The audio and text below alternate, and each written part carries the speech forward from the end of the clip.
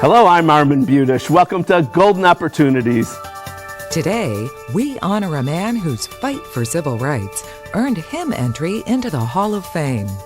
On this Super Sunday, we'll share the plays for a super smile. Then, create a craft that will help you say, "Be my Valentine." And your phone may be tapped, your calls intercepted without your knowledge. We'll explain.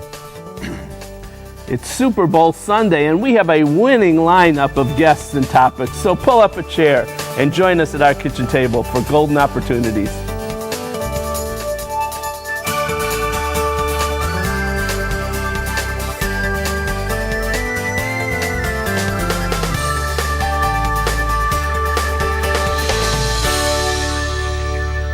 You might think our next guest, attorney Avery Friedman, is a media star for his appearances on CNN as their weekend legal analyst.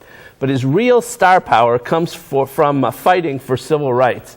Now, they gave me this whole long resume here for him, and if I read this, we'll never get through it. Let me just say, Avery Friedman, he's testified before Congress. He was recently inducted into the Ohio Civil Rights Hall of Fame.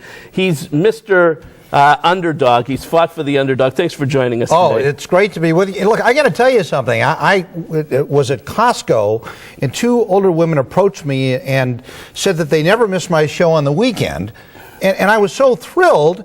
And then one looked at the other and said, and plus, you know, we've gone to your seminars on living wills.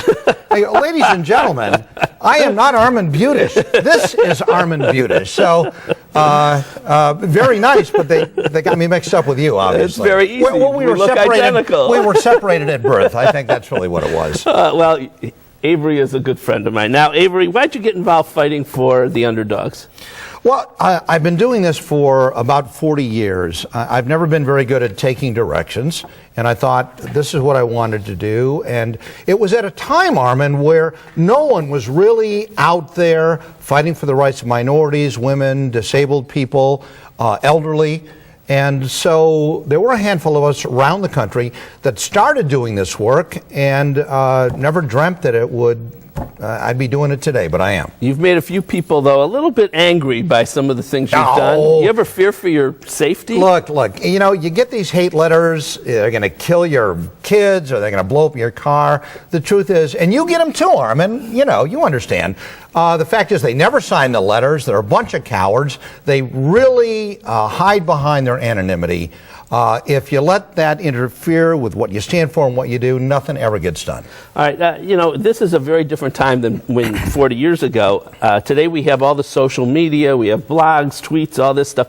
Does that enhance or create more problems when it comes to civil rights, civil liberties? Well, you know, I recently did a show together with Wolf Blitzer, and Wolf and I obviously are not only trained in what we do, but particularly in journalism, and it spills over to civil rights. Bottom line is there's no filter with social media.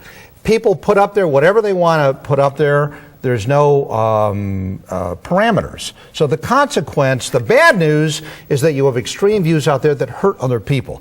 The good news, however, is that for those people who are victorious, when they get pushed around and stand up and fight back, the word is exponentially broadened. You've been fighting for people, I think you've spent a lot of time with housing rights, for example, discrimination in housing. Is that still a problem today? Actually, you know what? It's become so economically disadvantageous to discriminate in housing that the problems that existed in the 70s, 80s, even in the 90s, are very, very limited today. The focus today are the problems that people face in the workplace, especially older workers. Age discrimination, big problem right now? Continues to be a big problem. Companies looking for reasons to get rid of older workers come up with phony justifications. But the good news, Armin, is that the law can be used for people to stand up and fight back, especially in the federal courts. That's where the action is. And the good news is that Americans are standing up and fighting back. How do we, I mean, if we think that we've been terminated or not given a raise or laid off because of our age, what can we do? the easiest thing in the world. You have a right without cost, Armin, to go to the United States Equal Employment Opportunities Commission. The government will conduct an investigation. May not be the best investigation, but it starts up the process to get the employer to the table so that if you've been victimized by unlawful practices, there is a way to resolve the problem and maybe get that job back. What an honor to have Avery Friedman with us today. Thanks for joining us, Avery. If you want to see and hear more from Avery Friedman, he'll be at the Maltz Museum on February 16th.